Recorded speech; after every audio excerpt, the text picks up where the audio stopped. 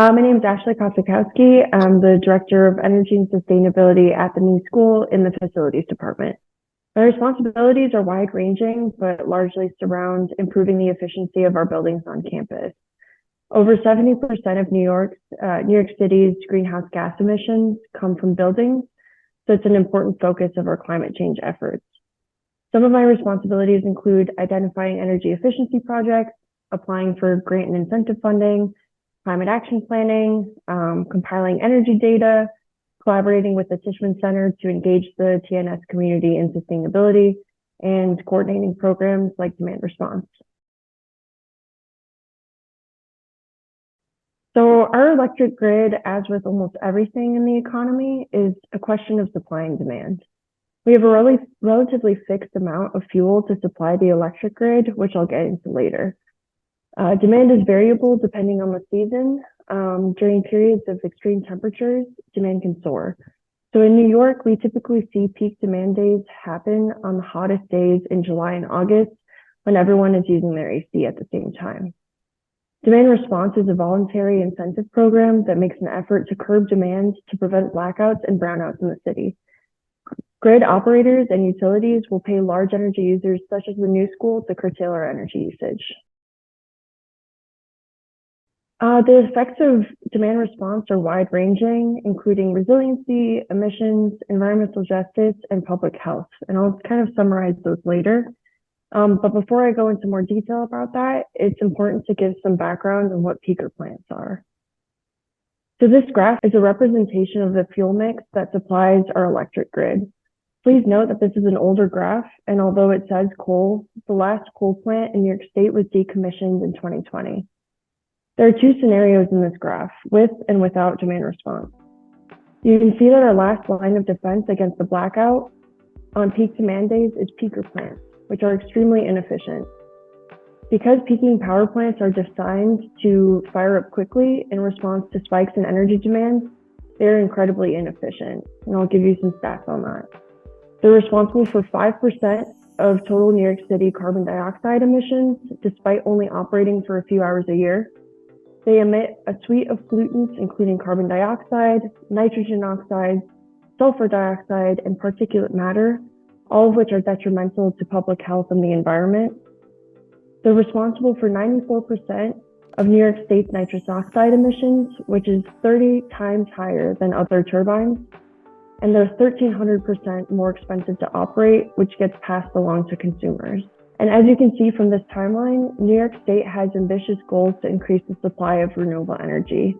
It has also declared the phasing out of peaker plants via the peaker rule of 2019. But to ease the transition to a greener grid, we need both a demand side and a supply side approach. As customers, we can't really do much to impact the supply side, but what we can do is control our demand. Ambitious climate goals cannot be met without demand response. The use of peaker plants presents an environmental justice and public health issue. In New York City, there are 750,000 people living within 1 mile of a peaker plant, and 78% of those residents are low-income people or people of color. As you can see from the map, most peaker plants are located in environmental justice areas. Asthma and other respiratory conditions are exacerbated by pollution. For example, Mott Haven in the South Bronx has 2 peaker plants. That area is nicknamed Asthma Alley because asthma hospitalizations are 5 times the national average and 21 times higher than other New York City neighborhoods.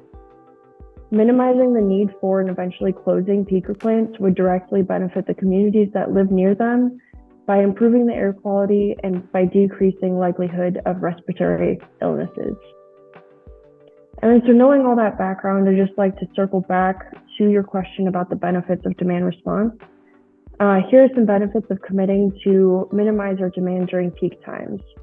Resiliency, we increase the reliability and resiliency of the electric grid to prevent blackouts and brownouts.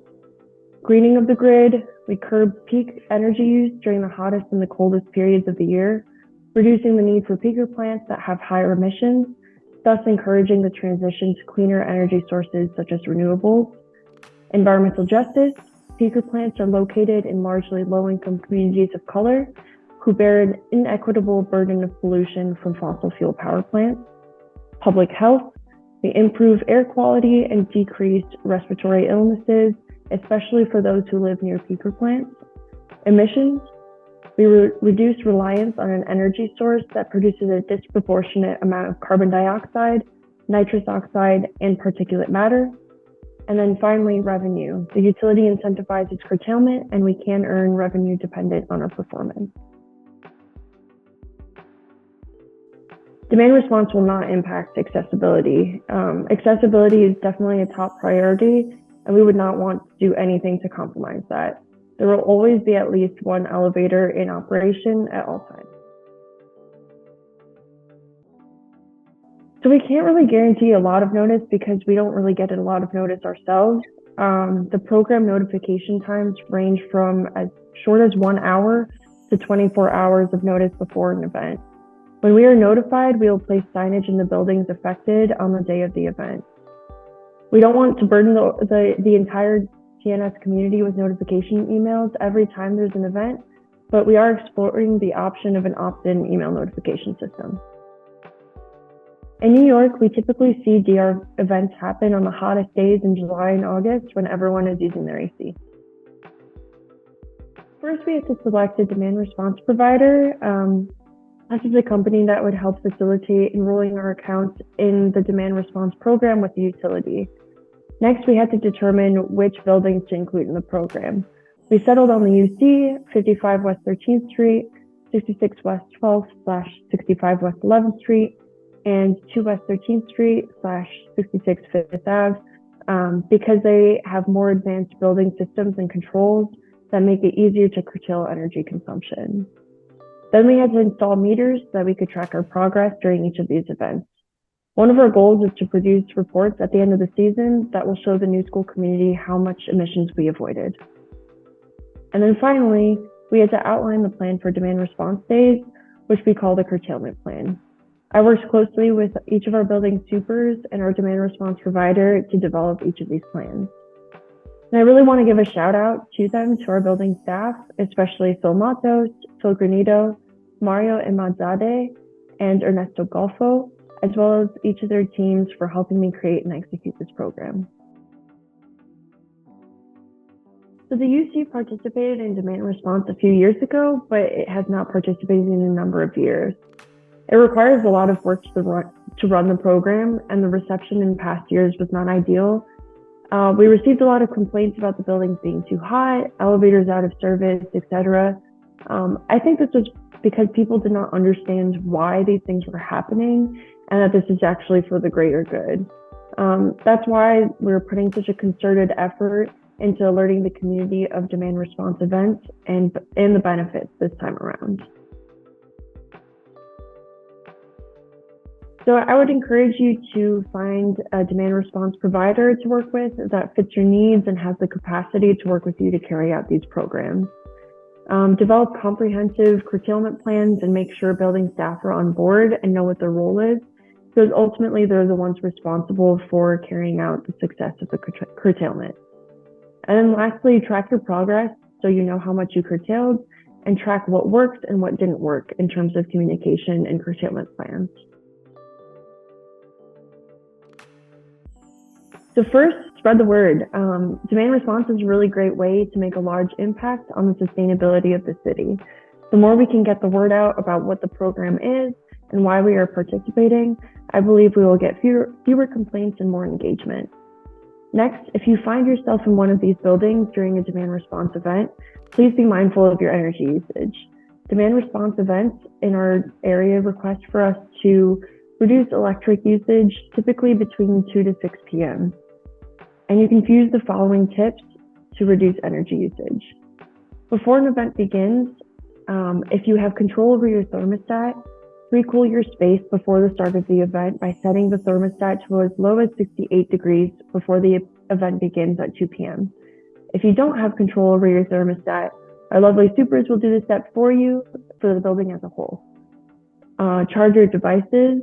The idea generally is to avoid using non-critical appliances during the event and to plan to use them before or after instead.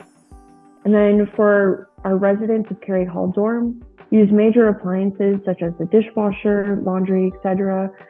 before or after the event, but not during. And then during the event, if you have control over your thermostat, you can adjust it to 76 degrees or higher if your health permits, and then use fans for cooling. Keep windows, blinds, and curtains closed. Turn off all unnecessary lights and appliances. Unplug unused appliances, and when possible, take the stairs instead of the elevator.